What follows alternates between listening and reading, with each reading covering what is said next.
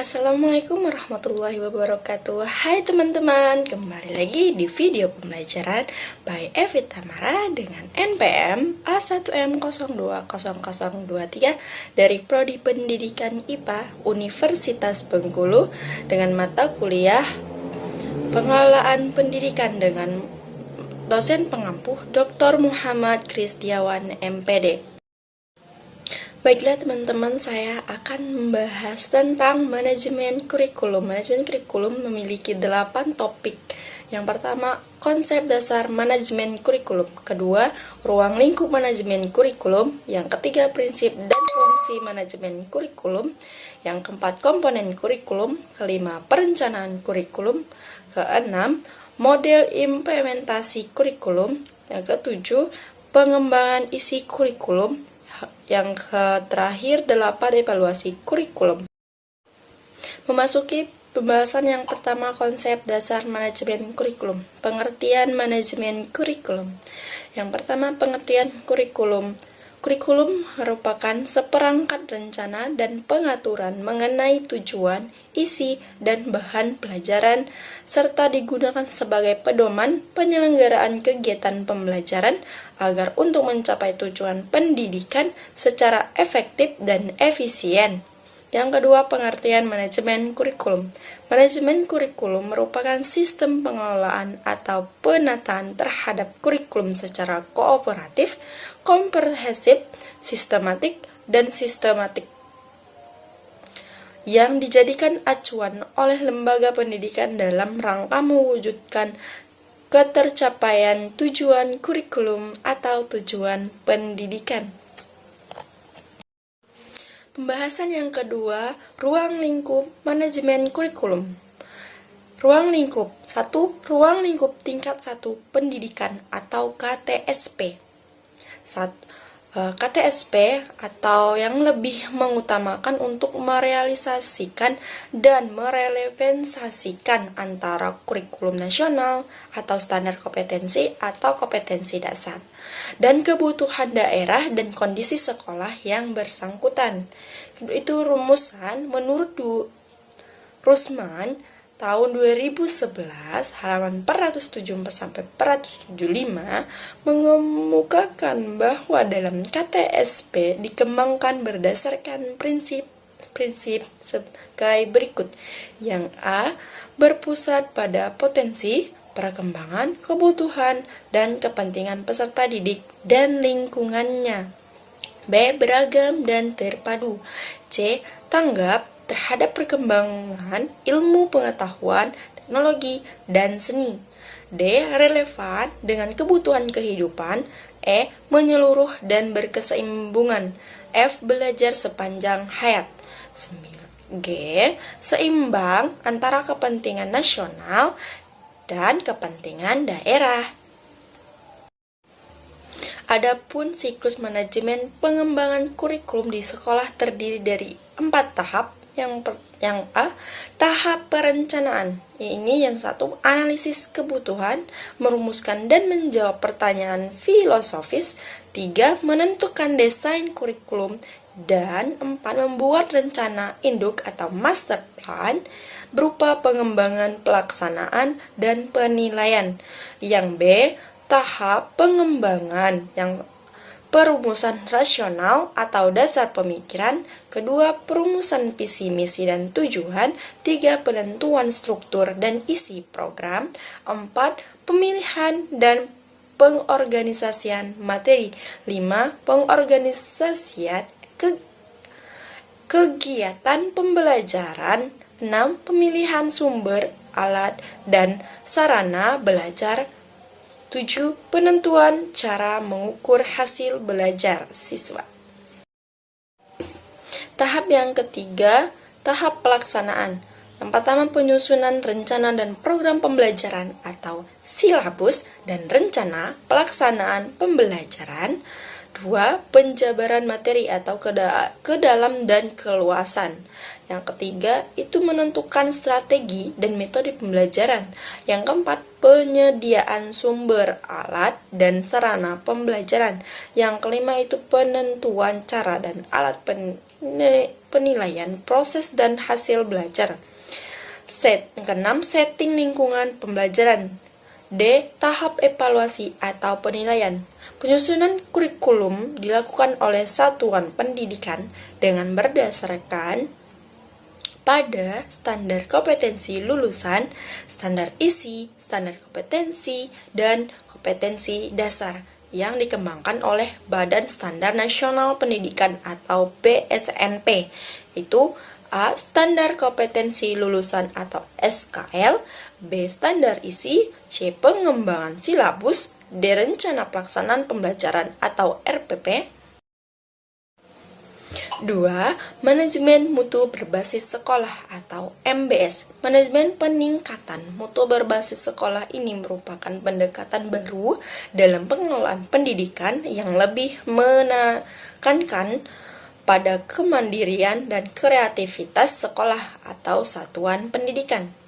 MBS merupakan pendekatan dalam pengelolaan pendidikan yang lebih menekankan pada kemandirian dan kreativitas sekolah atau satuan pendidikan. 3. Standar pengelolaan pendidikan diharapkan dapat yang pertama itu melaksanakan visi dan misi sekolah yang diputuskan bersama. Yang kedua itu menetapkan tujuan, terutama merumuskan indikator dan target mutu lulusan. Yang ketiga, menetapkan strategi dengan melibatkan semua pihak untuk mewujudkan tujuan sekolah. Yang keempat, menetapkan kebijakan dan program peningkatan mutu lulusan dengan berbagai program yang mendukung pencapaian peserta prestasi siswa. Pembahasan yang ketiga itu prinsip dan fungsi manajemen kurikulum. Yang pertama, prinsip manajemen kurikulum menurut Sanjaya tahun 2009 halaman 39 ada beberapa prinsip manajemen kurikulum, yaitu prinsip relevansi, yaitu ada dua macam relevansi, yaitu relevansi internal dan eksternal. Relevansi internal merupakan bahwa setiap kurikulum harus memiliki keserasian antara komponen-komponen. Relevansi eksternal berkaitan dengan keserasian antara tujuan, isi, dan proses belajar siswa. Yang B itu prinsip fleksibilitas. Kurikulum itu haruslah dilaksanakan sesuai dengan kondisi yang ada. C. Prinsip kontinuitas. Nah, prinsip ini mengandung arti bahwa perlu dijaga saling keterkaitan. Yang D. Efektivitas. Prinsip ini berkenaan dengan rencana dalam suatu kurikulum. E. Efisiensi. Prinsip ini berhubungan dengan perbandingan antara tenaga, waktu, suara, dan biaya. Adapun menurut Sanjaya tahun 2019 halaman 14, fungsi manajemen kurikulum yaitu fungsi penyesuaian, bahwa kurikulum harus dapat mengantar siswa agar mampu menyesuaikan diri dalam kehidupan sosial masyarakat. B. Fungsi integrasi, bahwa kurikulum harus dapat mengembangkan pribadi siswa secara utuh. C. Fungsi diferensiasi, ini bahwa kurikulum harus dapat melayani setiap siswa dengan segala keunikannya. D. Fungsi persiapan, bahwa kurikulum harus mampu memberikan pengalaman belajar bagi anak-anak. E. Fungsi pemilihan, nah ini bahwa kurikulum yang dapat memberikan kesempatan kepada siswa untuk belajar sesuai dengan bakat dan minatnya. F. Itu fungsi diagnostik, adalah fungsi yang untuk mengenal berbagai kelemahan-kelemahan dan kekuatan siswa. Pembahasan yang kedua itu komponen kurikulum. 1. Tujuan yang ingin dicapai oleh pendidikan. Komponen tujuan berhubungan dengan arah atau hasil yang ingin dicapai atau diharapkan. Kedua itu isi kurikulum atau menyangkut semua aspek baik yang berhubungan dengan pengetahuan maupun materi pembelajaran. Ketiga, metode atau strategi pembelajaran. Nah, strategi ini berkaitan dengan upaya yang harus dilakukan dalam rangka pencapaian tujuan. 4, evaluasi atau penilaian pembelajaran. Nah, evaluasi ini merupakan komponen untuk melihat efektivitas pencapaian tujuan dalam konteks kurikulum.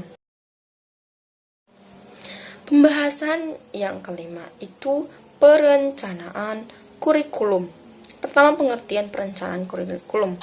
Perencanaan kurikulum menurut Rusman tahun 2011 halaman 21 adalah perencanaan kesempatan belajar yang dimaksudkan untuk membina siswa ke arah perubahan tingkah laku yang diinginkan dan menilai sampai mana perubahan-perubahan yang telah terjadi pada diri siswa. Adapun menurut Hamalik tahun 2007 halaman 152, itu perencanaan kurikulum merupakan suatu proses sosial yang kompleks yang menuntut berbagai jenis tingkat pembuatan keputusan. 2 itu perumusan tujuan kurikulum. Menurut Rusman tahun 2011 halaman 22, terdapat 3 sumber yang mendasari perumusan tujuan kurikulum, yaitu sebagai berikut. Yang pertama, sumber empiris. Sumber ini berkaitan dengan tuntunan kehidupan masa kini yang dapat menjadi sumber informasi. B. Sumber filosofis. Sumber ini menjadi acuan dalam mencari jawaban tentang apa yang harus dilakukan sehingga pendidikan dapat menjembatani keberhasilan para siswa. C. Itu sumber bahan pembelajaran, yang dimana sumber ini merupakan sumber yang umum digunakan dalam merumuskan ambigual dan objektivitas dalam kurikulum sekolah. Yang ketiga itu landasan perencanaan kurikulum. Menurut Rusman tahun 2011 halaman 25, yang A, kekuatan sosial. Pendidikan kita menggunakan sistem terbuka sehingga harus selalu menyesuaikan dengan perubahan. B. Perlakuan pengetahuan. Individu belajar aktif untuk mengumpulkan dan mengelola informasi, mencari fakta dan data. C. Pertumbuhan dan perkembangan manusia. Para guru dituntut untuk merencanakan kurikulum atau program pembelajaran yang berkenaan dengan kebutuhan dan perkembangan siswa. Pembahasan yang ke F itu model implementasi kurikulum. Menurut Miller dan Seller tahun 1985 halaman 249 itu menggolongkan model implementasi kurikulum menjadi 3. Yang pertama, the Concourse Based Adaptation Model atau CBAM, merupakan sebuah model yang dilakukan dengan mengidentifikasi tingkat kepedulian guru terhadap sebuah inovasi kurikulum. Yang kedua, model Ledgewood. Ini model memfokuskan pada guru, atau asumsi model ini adalah A. Setiap guru mempunyai kesiapan yang berbeda. B. Implementasi merupakan proses timbal balik. C. Pertumbuhan dan perkembangan dimungkinkan adanya tahap individu untuk identifikasi. 3. Model Tori. Model ini untuk mengunggah masyarakat mengadakan perubahan. Dengan model ini diharapkan adanya minat guru memanfaatkan perubahan. Pembahasan yang ke G, pengembangan isi kurikulum. Pembahasan yang terakhir H, evaluasi kurikulum. Evaluasi kurikulum merupakan pemeriksaan secara terus-menerus untuk mendapatkan informasi yang meliputi siswa, guru, program pendidikan, proses pembelajaran untuk mengetahui tingkat perubahan siswa dan ketepatan keputusan tentang gambaran siswa dan efektivitas program. Yang dievaluasi adalah sebagai berikut. Yang pertama, proses analisis kebutuhan dan kelayakan. Kedua, proses perencanaan dan pengembangan. Ketiga, proses implementasi atau pelaksanaan. 4, proses evaluasi kurikulum. 5, proses perbaikan kurikulum. Wassalamualaikum warahmatullahi wabarakatuh.